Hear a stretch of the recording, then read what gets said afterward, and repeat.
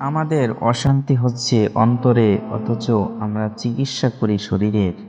আমাদের প্রশান্তি দরকার অন্তরের, আমরা প্রশান্তি দিচ্ছি শরীরকে। একটু বিশ্লেষণ করি তো, আমাদের শরীর কিসের তৈরি? মাটির তৈরি।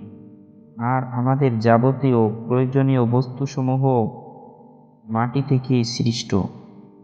খাদ্যদ্রব্য থেকে শুরু করে প্রয়োজনীয় আসবাবপত্র সব কিছুর মূলে কিন্তু এই মাটি।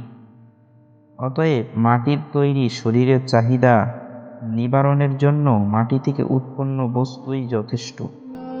অপরদিকে আমাদের রূহ বা অন্তর সৃষ্টি করা হয়েছে আসমানে। রূহ সৃষ্টি করা হয়েছে আসমান থেকে।